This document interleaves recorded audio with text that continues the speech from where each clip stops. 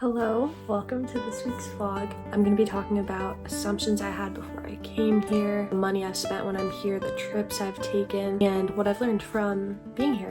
So if you are new here and you didn't know, I've been studying abroad in Alicante, Spain for the last 4 months, and I have been having such an amazing time. I've gone to so many countries and there's still more to come because I still have 3 months left.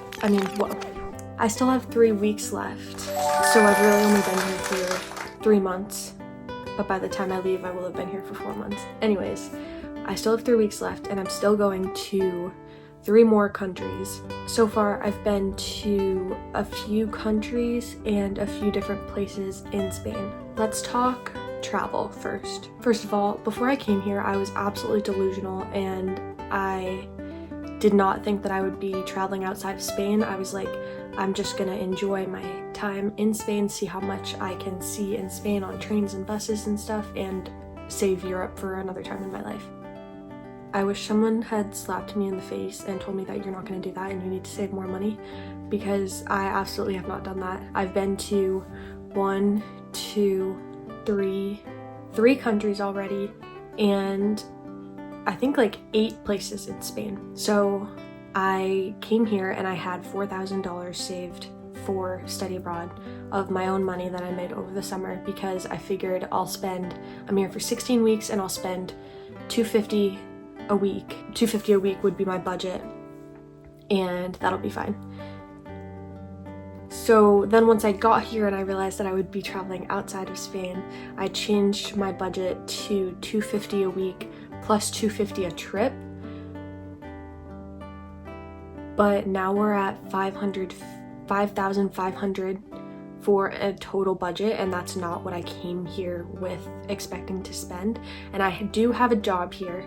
I have technically 3 jobs here, so I have been making money while I've been here.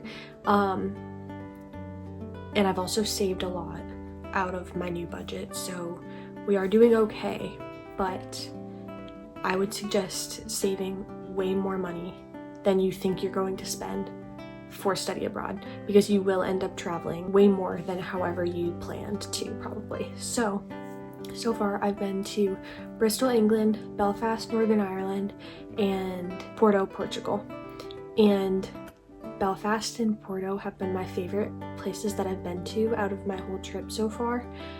I loved both of them so much for different reasons. Yeah, so I still have 3 more countries to go to, and in Spain I've been to, besides Alicante, Valencia, Altea, Calpe, Murcia, Barcelona, Madrid, Benidorm, El Campello, and I think that's it. That's 8.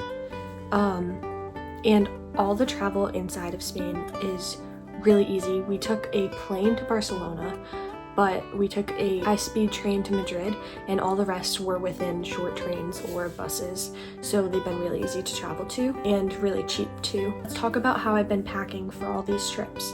So if it is just a place close enough in Spain where we can take a cheap train or bus, it doesn't really matter what you bring. And I've traveled everywhere in a purse.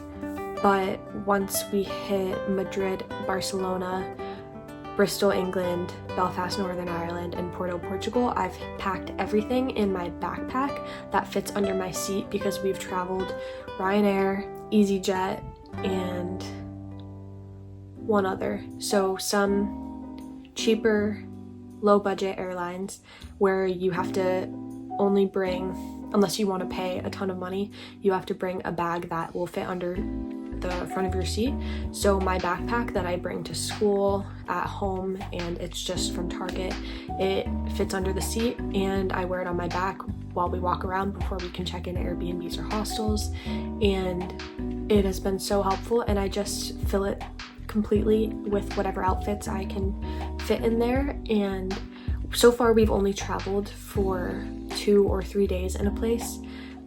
England was 2, Northern Ireland and Portugal were both 3, and I've been able to fit everything in my backpack.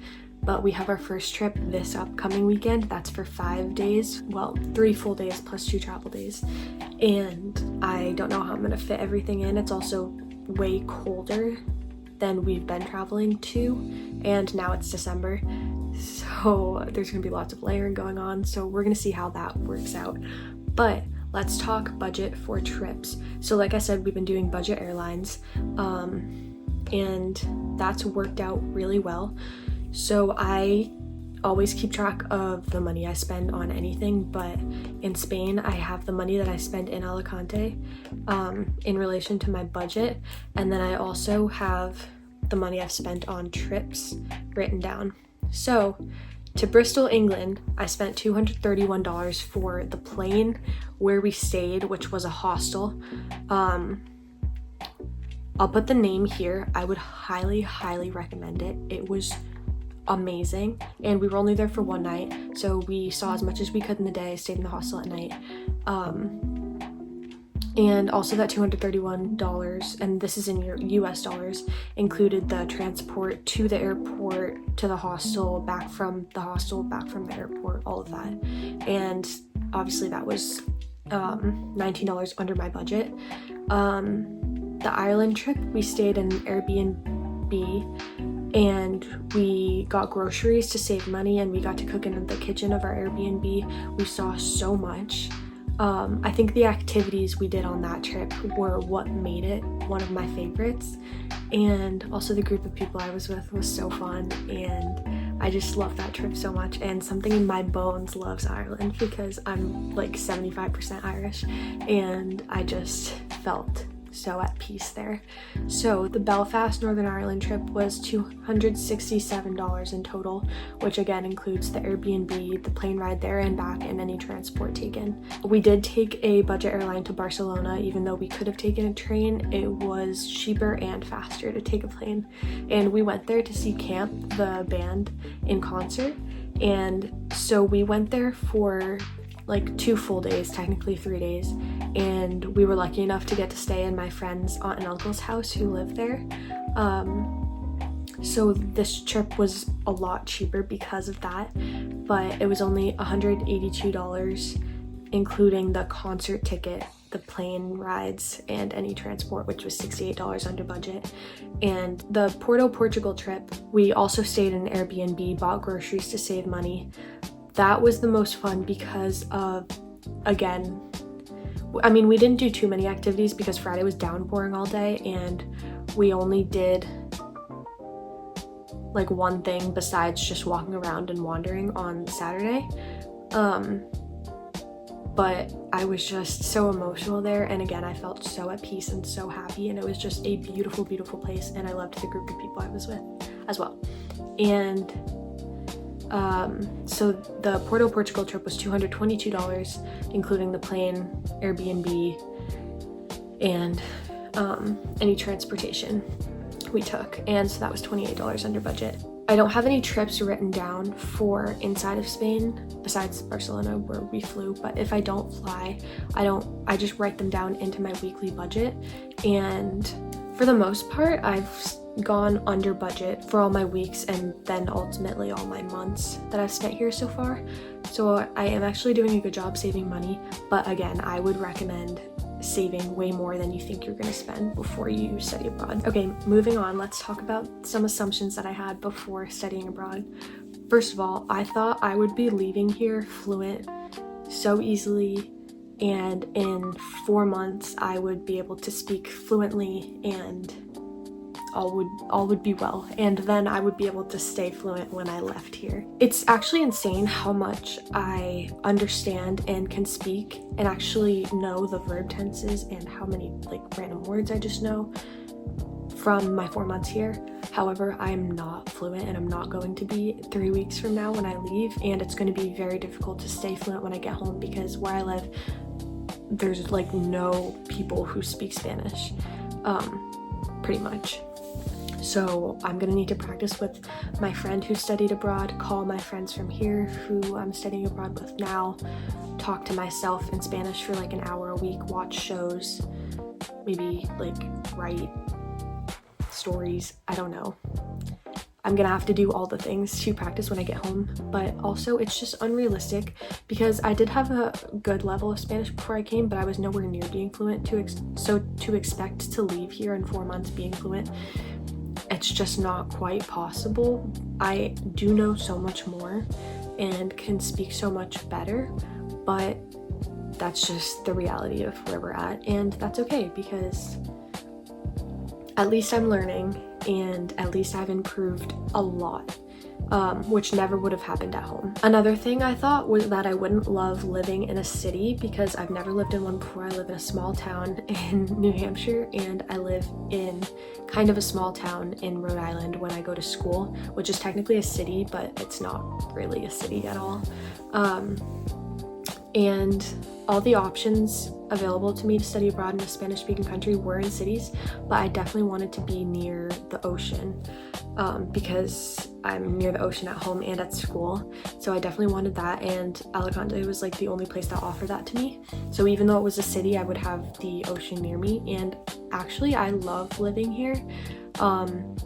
There's so many different places to explore and so many people around just living their own lives. And one thing about me is I love people watching. I love watching people live their own lives and going about their day and watching people's relationships with people, which is probably because I'm a psych major, but I have loved living in the city.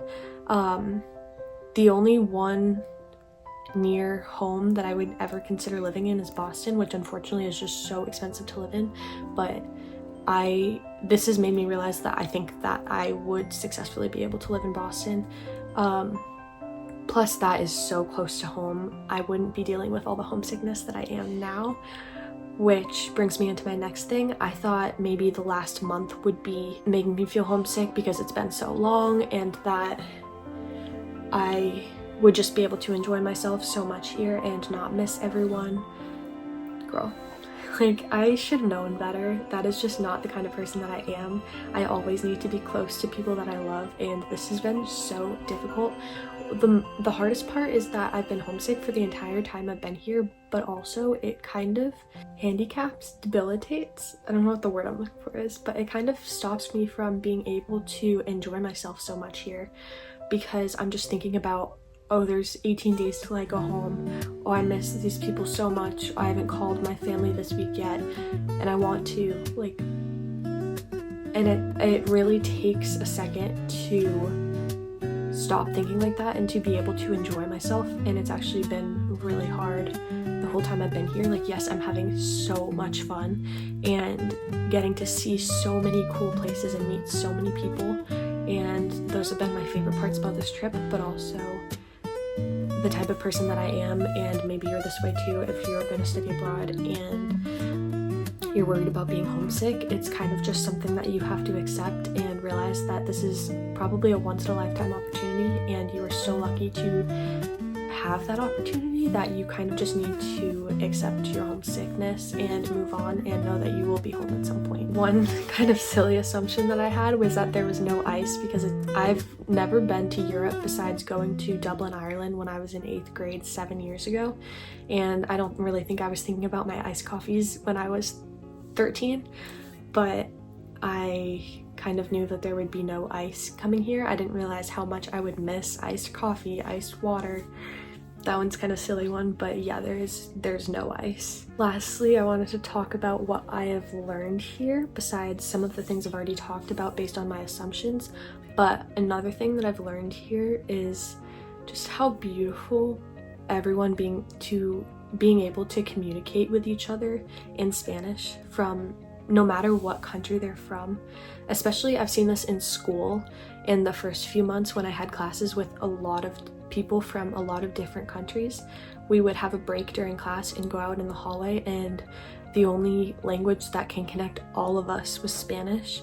A lot of people do know English, but it is just so cool that the one thing that we all came here to learn is the one way that we can all communicate with each other, and it like forces us to practice, and it is just so beautiful. And I love just watching people communicate in their own languages here, and there are so many different languages being spoken out and about here. mainly because this is kind of a tourist city, but I just love that. Another thing I've learned here is regarding like the study abroad process. I was worried that I wouldn't be able to make friends or it would be hard. I have not thought once that it was hard to make friends here. Mostly that's probably because of the program I'm in, and they had so many activities for us at the beginning of the month that kind of forced us to hang out with each other. So now 2 of my closest friends here are from my program, but I've met friends out and about at night here in other classes, and I've never once thought that it was hard to make friends here. Maybe I've just gotten lucky, but you have to remember that everyone studying abroad is in the same boat. They want to make friends, to meet new people, to be able to travel with people, and everyone is looking for friends when you're abroad. The last thing I've learned here is the style of life in Spain, in Europe, is so different from America. I aspire to find a way to live my life like they do here, because they really value actually being happy and working to live, not living to work. At home, we try to do so many things at once and try to get places as quick as we can, try to do things as fast as we can, work, work, work. Here, I've just noticed how important being able to enjoy your actual life is and not putting so much emphasis on your work. It's actually insane, and I hope that I am able to include that in some part of my life at some point. And I mean, definitely when I go back to school and I'm kind of making my own schedule for the next 3 semesters, I'm gonna make sure that I continue to give myself breaks, because now I'm in this mode of like not having nearly as much schoolwork, being able to enjoy myself and plan things for myself. And I know that's not really going to be the same because I'm going to be so busy when I go back to school, but for the most part, when I can make my own schedule, I'm definitely going to try to incorporate this European lifestyle into it. And all in all, I've just had an absolutely incredible time studying abroad here, and I still have 3 weeks left, and 2 big trips and 2 or 3 day trips left, and some fun activities just in Alicante, and I'm so excited. So thank you so much for watching. Don't forget to come back next Monday for a new video. Subscribe if you're not subscribed. And yeah, I'll talk to you next week. Bye.